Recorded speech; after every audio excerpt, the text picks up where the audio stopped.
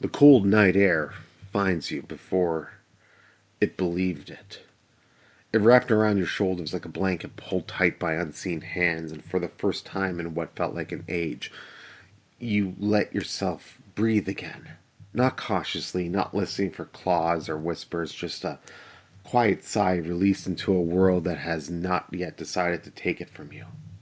You push through tangled brush and low branches, parting the earth's grasp inch by inch, until the sky opens above you. Stars. An open space, silence that does not threaten you. You step out of the thicket and on a narrow path, worn long ago into the soil, forgotten but stubbornly present. Someone had walked here once. The others had followed. Crickets sang beneath the stars, their song older than time, older than the fear ever felt within this place. Ahead, moonlight caught on sight on the still waters. A small pond lay hidden among the trees, its surface smooth as glass, reflecting the sky with reverent precision. It stood there longer than you were meant to, stunned by the idea that the place could exist after iron hold. For a moment you feel safe.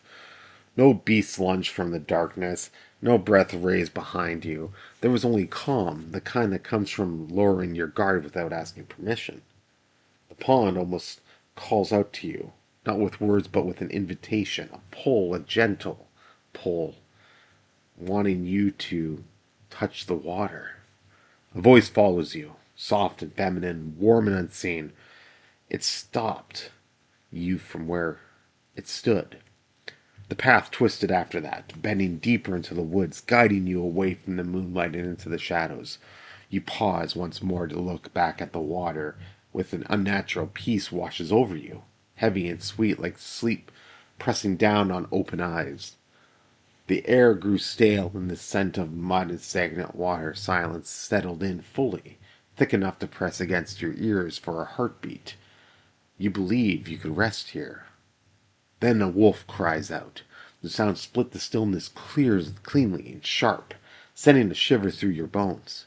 From the mud near the pond's edge something rose, a hunched figure of twisted flesh and bent limbs, ancient and wrong, a frog man nearly extinct at one point, dragged itself into the moonlight. Across the water with eyes opened, dozens of them blinking and watching, and waiting. You hold your breath and press forward, each step heavier than the last, wondering what else had heard the wolf's call, and what else was beginning to stir. Beyond the pond, a small clearing opened beneath the stars. Cold, it brushes your skin, then suddenly intimate, like a memory you had not thought about in years. Your lantern flickers its flame, and the only certainty left swaying as it casts nervous shadows. The darkness gathers beyond its reach. Crickets continue their song, indifferent to your presence. The ground shifts unevenly beneath your boots, and an unearthly scent rises into the air, damp and old. That was when you see it. A single gravestone, half swallowed by weeds and time. Not a single flower, no marker of care, just stone and forgetting. From beyond the trees came weeping, a woman's voice fragile and grieving. The widow mourned somewhere nearby, though her face remained hidden. Her sorrow clung to the air, heavy and unresolved. The path descended into what had once been a farmer's field. Broken fences lined the trail, rotting where they stood. Once meant to keep livestock in, only perhaps to keep something else out. Time behaved strangely here. You walk onward, but met no one. Only the breeze and your own breath kept you company. Far ahead, framed by shadows, you see it, a small farmhouse. The wound of earth did not bleed like iron hold. It breathed quietly, patiently, and as if it moved towards the lonely shape in the dark.